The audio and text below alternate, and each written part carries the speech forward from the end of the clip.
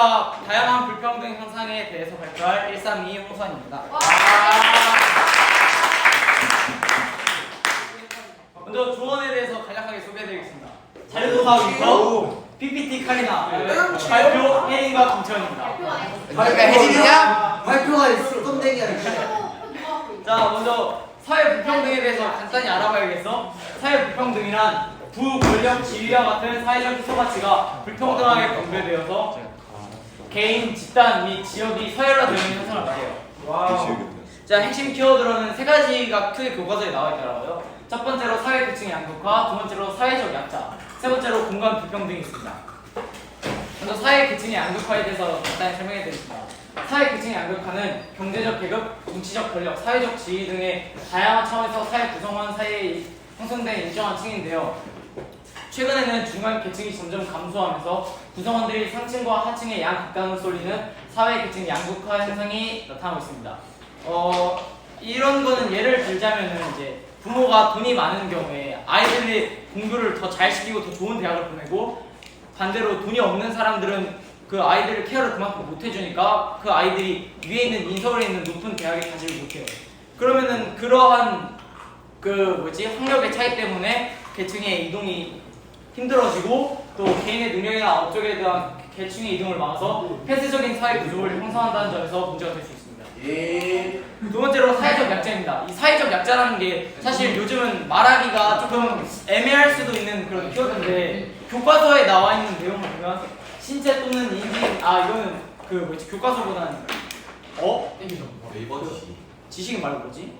어학사전. 어학사전에서 찾았는데, 신체 또는 인지 기능이 다른 사람보다 약한 사람을 포함하여 정치, 경제, 문화 면에서 일반 주류 구성원들에게 명시적 또는 암묵적으로 차별을 받거나 받는다고 느끼는 집단을 아울러 이루는 말인데요. 교과서에 나온 내용을 보면은 여기에 사회적 약자가 뭐가 포함합니다. 장애인, 여자, 이주노동자, 북한 이탈 주민 등과 같은 사회적 약자가 존재합니다. 사회적 약자에 대한 차별은 이제 뭐 성별, 장애, 출신 지역, 학력 이런 것들이 될 수가 있는데요. 이러한 것들이 이제 편견과 선입견을 만들고 그것을 용인을 해주는 또 사회 환경이 문제가 될 수가 있어요. 이런 사회적 약자는 개인의 능력이나 업적과는 상관없이 단순히 선입견이나 편견에 의해서 발생하는 불평등에서 구성원의 기본적 권리를 침해한다는 점에서 문제가 될 수가 있는데요. 이제 최근에는 또 여자가 사회적 약자이냐 아니냐 이런 것들이 또 크게 논쟁거리가 되고 있는데, 혹시 이 부분에 대해서 여자가 사회적 약자다 아니다에 대해서 의견을 가지고 계신 분 계신가요? 네, 생각합니다. 약자라고 생각하십니까? 근데 이게 여성, 남성을 떠나서 저와 똑같은 신체 구조를 가진 남자도 약자라고 생각합니다. 똑같냐? 나랑 키 똑같아? 저 49kg. 키는? 176. 그럼 왜 이렇게 말랐어? 아무튼 얘도 약자야. 이제 정현 이제부터 여성의 범주에 들어가는 걸로 하고 나 약자야. 다음 부분으로 하겠습니다. 누가 봐도 얘도 강자다. 1900 이제 공간 불평등에 대해서 말씀드릴 건데요.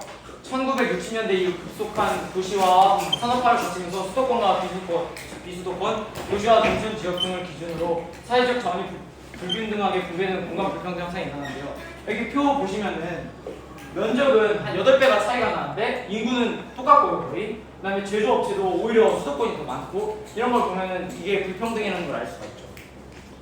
그리고 이 격차가 나타나게 된 가장 큰 이유 중에 하나가 경제 발전 과정에서 추진된 성장 유지 개발 정책인데요. 우리나라는 성장 가능성이 큰 수도권과 대도시 위주로 투자를 집중하면서 비수도권과 농촌 지역에 대한 투자에는 상대적으로 수요를 했어요.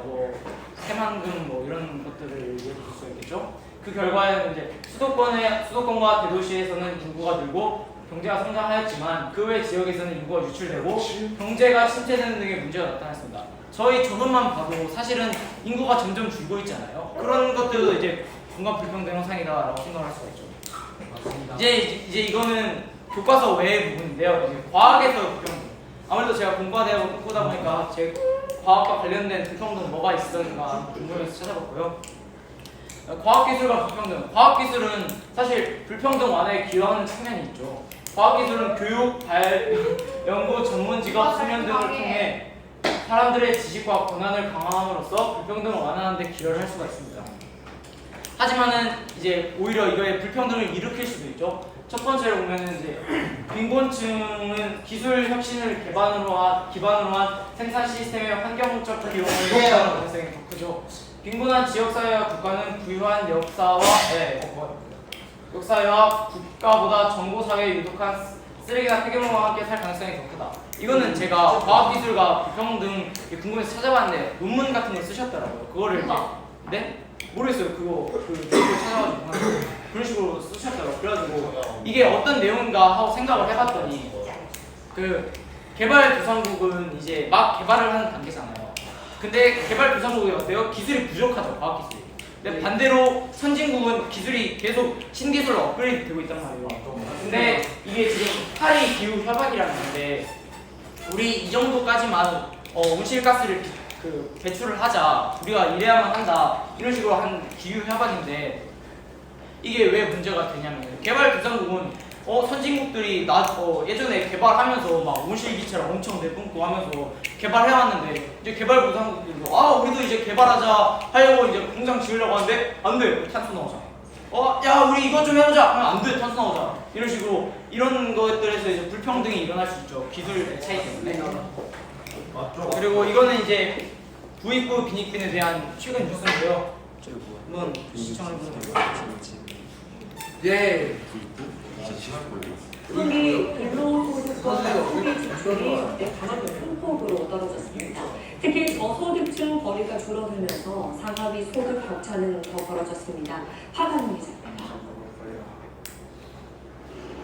지난 3분기 전체 가구의 월 평균 소득은 1.6% 늘었습니다. 근로소득과 사업소득은 줄었지만 4차 추경을 통한 재난지원금 등 공적 이전 소득이 30% 가까이 증가한 영향입니다. 근로소득 감소율은 3분기 기준으로 역대 가장 컸고 2분기 연속 줄어든 것도 처음입니다. 8월 중순 이후의 코로나 재확산과 이례적으로 길었던 장마로 고용시장이 위축된 영향입니다. 코로나 재확산 등으로 제조 및 도성의 숙박, 음식을 중심으로 취업자가 지속적으로 감소되어지고 있고 경기 부진이 지속됨에 따라 소득 하위 20%의 근로소득과 사업소득은 10% 안팎으로 급감한 반면 상위 20%의 근로소득은 0.6% 줄어드는 데 그쳤고 사업소득은 5% 넘게 늘었습니다. 고용 타격 등 부정적인 영향은 저소득층에, 일부 경기 회복의 과실은 고소득층에 더 많이 돌아갔다는 분석입니다. 재난지원금 등 공적 이전 소득 액수는 소득 하위 20%가 많았지만 증가율은 상위 20%가 월등히 높았습니다. 아동 돌봄 지원금 등 정부 지원금이 보편적으로 지급된 것이 영향을 줬습니다. 가구원 수로 나눈 가처분 소득은 상위 20%가 하위 20%의 4.88배에 달해 1년 전보다 0.22배 포인트 높아졌습니다. 분배 상황이 악화한 겁니다. 정부는 분배 상황을 엄중하게 인식한다면서 사회 안전망 확대와 내수 활력 보강에 집중하겠다고 밝혔습니다. SBS 화가민입니다. 부익부 빈익빈이 심화되었다 이런 내용인데 혹시 정훈아 부익부 빈익빈이 뭔 줄 알아? 부익부 빈익빈이 뭔 줄 알아? 이거 어떻게 70원 사람이가 70원이죠. 혹시 부익부 빈익빈이 뭔지 알고 설명할 수 있으신 분 계십니까? 네. 부자인 사람은 부자가 되고 가난한 사람은 가난하게 되는 그런 현상 두 개 한개 우리 쩐대요.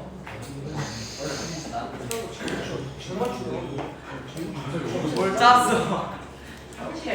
창현이가 말해준 것처럼 이제 부익부 빈익빈은 부자는 더 부자가 되고 가난한 사람은 더 가난한 사람이 된다는 어쩌면 자본주의 사회에 패단일 수가 있는 부분인데 이게 꼭 사회에서만 일어나는 게 아니라 과학, 기술 이런 것 때문에도 일어날 수 있다고 저는 생각하거든요. 부자가 더 부자가 되고 가난한 사람은 더 가난한 사람이 된다는 뜻은 이 마태 효과, 즉 부익부 빈익빈이 정보 격차로도 벌어질 수가 있는데요. 지금은 정보가 도입되는 시대에 살고 있잖아요, 그렇죠?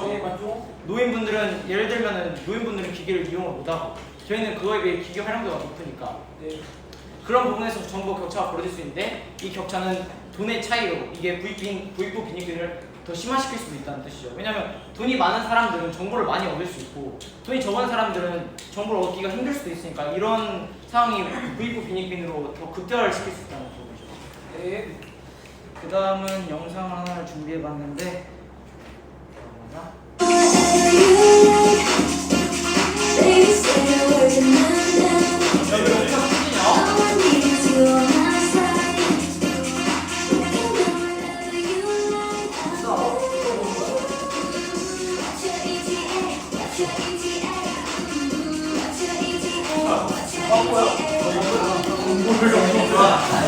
가르를 왜 이렇게 했지?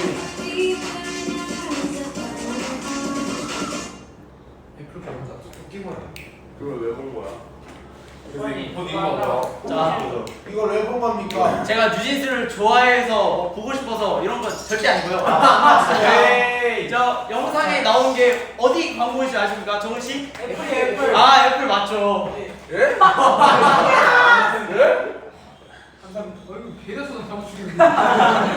그러면 문제 하나 더 드리겠습니다. 애플은 주로 어떤 사업을 하나요? 핸드폰 사업이 핸드폰. IT, IT. 전자기기, 이런 IT 이런 것과 같은 사업을 하는데요. 혜리 씨가 들고 있는 이 아이폰 같이 이 애플, 삼성, 뭐 또 뭐 있죠? 아마존 뭐 이런 것들 있잖아요. LG 그쵸 이런 것들이 이제 디지털 시장에서의 그런 대기업이라고 볼 수가 있는데 이 플랫폼의 효과라는 게 있어요.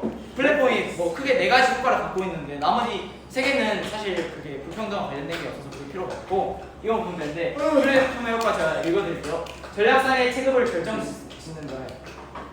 플랫폼은 기본적으로 네트워크 기반 경제를 구성하는 시장을 의미하는데 이 시장은 네트워크의 일정 규모보다 먼저 진입한 사업자와 후발 주자의 격차를 갈수록 벌어지게 한다는 특징을 가지고 있다. 말 그대로 애플과 같이 예전에 이런 그 네트워크 기반 미안해 발표하는데 유진아 미안해 이런 플랫폼 시장에 이제 진입을 한 애플과 같은 경우는 난 네가 부르고 안 처음에 정보를 많이 가지고 있고 그러다 보니까 계속 정보량이 되는데 만약에 김정훈이나 뭐 이런 아이들이 스타트업을 새로 차렸어요. 그래가지고 이제 플랫폼 시장에 딱 들어갔는데 어때요? 사실 늦게 들어왔다 보니까 이 격차가 점점 벌어지죠. 플랫폼의 효과에 의해서. 그래서 어쩔 수 없이 이런 부분에서도 불평등이라고 볼 수 있습니다. 그러면 마지막으로 발표를 들려주셔서